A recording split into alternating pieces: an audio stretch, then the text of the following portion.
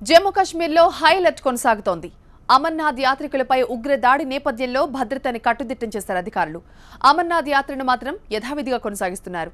భారీ భద్రత మధ్య అమర్నాథ్కు వెళ్తున్నాయి వాహనాలు. సిఆర్పీఎఫ్ డీజీ అనంతనాగ్కు చేరుకుని భద్రతని సమీక్షిస్తున్నారు.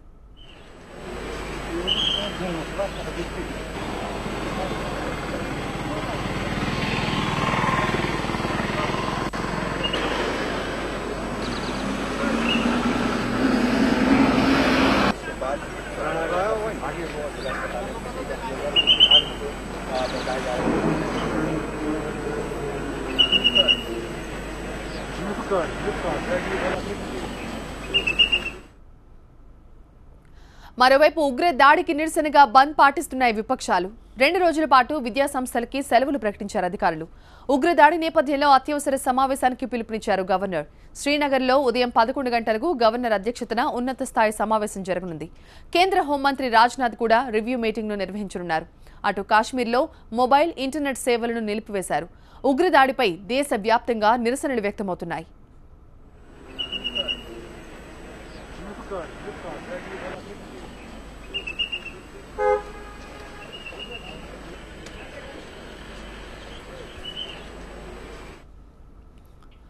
ఉగ్ర దాడి వెనుక లష్కర్ తోయిబా హస్తముందని పోలీసులు భావిస్తున్నారు. లష్కర్ కమాండర్లు స్కెచ్ గీసినట్లు అనుమానిస్తున్నారు. ఇస్మాయిల్ భాయ్ పాత్ర ఉందని అతని కోసం గాలిస్తున్నట్లు చెప్పారు పోలీసులు. ఇప్పటికే అనంతనాగ్ జిల్లాలో హై అలర్ట్ ప్రకటించిన పోలీసులు టెర్రరిస్టుల కోసం గాలిస్తున్నారు. జమ్మూ కాశ్మీర్ పోలీసులతో పాటు కేంద్ర బలగాలు కూడా సెర్చ్ ఆపరేషన్లో పాల్గొంటున్నాయి.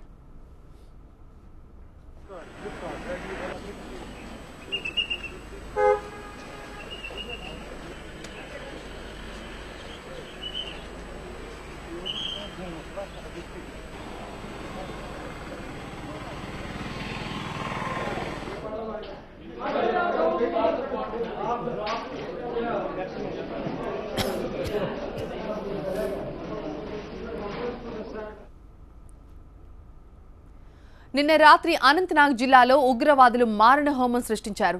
అమాయక భక్తులపై పంజా విసిరారు టెర్రరిస్టులు. అమర్నాథ్ యాత్రికులు ప్రయాణిస్తున్న బస్సుపై కాల్పులకు తెగబడ్డారు. ఈ ఉగ్ర దాడిలో 7 భక్తులు చనిపోయారు. మరో 19 మంది గాయపడ్డారు. మృతుల్లో 6 మహిళలున్నారు. బాధితులంతా గుజరాత్లోని సబర్కాంత్ ప్రాంతానికి చెందినవారు. 2000 సంవత్సరం తర్వాత అమర్నాథ్ యాత్ర టార్గెట్గా జరిగిన భీకర ఉగ్ర దాడి ఇదే.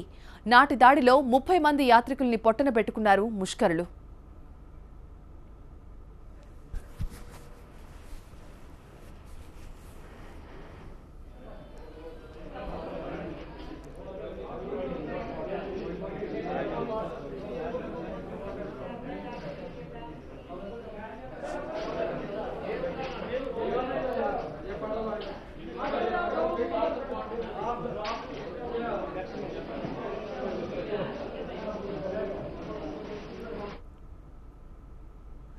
మొదట పోలీసులే టార్గెట్ గా దాడి చేశారు ఉగ్రవాదులు.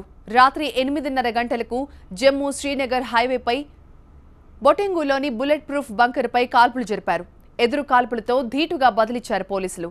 ఆ తర్వాత ఖనాబల్ సమీపంలోని పోలీస్ పికెట్పై కాల్పులకు తెగబడ్డారు ఉగ్రవాదులు. అక్కడ కూడా గట్టిగా తిప్పికొట్టాయి భద్రతా దళాలు.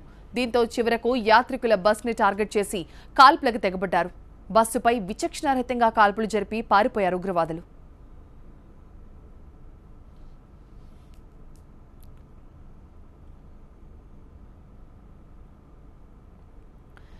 ఉగ్రవాదులు అటాక్ చేసిన బస్సు గుజరాత్కు చెందిన ఓం ట్రావెల్స్ కు చెందినది. అమర్నాథ్ యాత్రకు ఎలాంటి రిజిస్ట్రేషన్ చేయలేదు ఓం ట్రావెల్స్. రిజిస్టర్ చేయకుండానే బస్సును గుజరాత్ నుంచి జమ్మూ కాశ్మీర్కి తీసుకొచ్చారు. అలాంటి వాహనాలకు భద్రతా బలగాల సెక్యూరిటీ ఉండదు. అంతేకాదు, రాత్రి 7 గంటలు దాటిన తర్వాత భద్రతని ఉపసంహరిస్తారు. అందుకే 7 గంటల తర్వాత యాత్రికుల బస్సులు రోడ్డుపైకి రాకూడదు. కానీ ఆ నిబంధనలను ట్రావెల్స్ వారు ఉల్లంఘించారు. బందోబస్తు లేకపోవడంతోనే ఉగ్రవాదులు బస్సుపై కాల్పులు జరిపారు.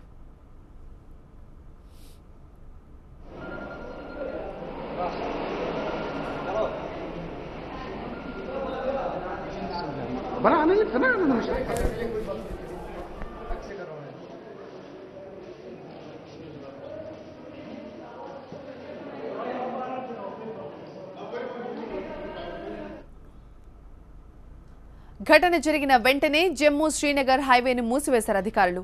అనంతనాగ్ వ్యాప్తంగా ఉగ్రవాదుల కోసం గాలిస్తున్నారు. హిజ్బుల్ ముజాహిదీన్, లష్కరే తోయిబా ఉగ్రవాదులు సంయుక్తంగా ఈ దాడికి పాల్పడినట్లు పోలీసులు అనుమానిస్తున్నారు. అమర్నాథ్ యాత్రికులపై ఉగ్రవాదులు దాడి చేసే అవకాశం ఉందని ఇంతకు ముందే ఇంటెలిజెన్స్ వర్గాలు హెచ్చరించాయి. ప్రధాని మోదీ జమ్మూ కాశ్మీర్ సీఎం మహబూబా ముఫ్తీకి ఫోన్ చేసి వివరాలు తెలుసుకున్నారు.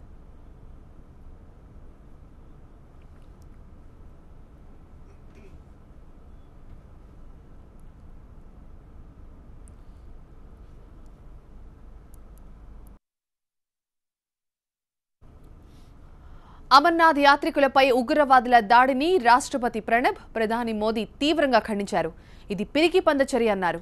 మృతుల కుటుంబాలకు ప్రగాఢ సానుభూతి తెలిపారు. క్షతగాత్రులు త్వరగా కోలుకోవాలని కోరుకున్నారు ప్రధాని. అటు జమ్మూ కాశ్మీర్ సీఎం మహబూబా ముఫ్తీ కాశ్మీరీలకు ఇది మాయన మచ్చగా మిగిలిపోతుందని ఆవేదన వ్యక్తం చేశారు. దాడిలో గాయపడ్డ వారిని ఆమె హాస్పిటల్లో పరామర్శించారు.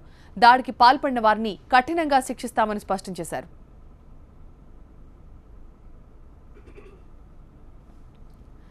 కాంగ్రెస్ ఉపాధ్యక్షుడు రాహుల్ గాంధీ కూడా ఈ దాడిని తీవ్రంగా ఖండించారు.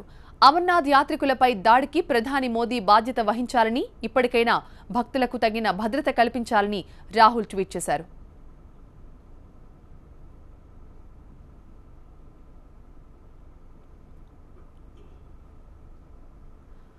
ఉగ్రదాడిపై దేశవ్యాప్తంగా నిరసనలు వెల్లువెత్తున్నాయి. దీని వెనుక పాకిస్తాన్ కుట్ర ఉందని మండిపడుతున్నారు ప్రజలు. యూపీలోని మొరదాబాద్లో పాక్కు వ్యతిరేకంగా ఆందోళనలు చేశారు స్థానికులు. నవాజ్ షరీఫ్ ఫోటోలను తగలబెట్టారు. और इन्होंने मुझे हमको बहुत हेल्प की। नहीं सब लोगों ने यहाँ नहीं स्पेशली आपके लिए हमें वेरी प्लीज होते हैं। कुछ is out of danger for dinner also. ये आप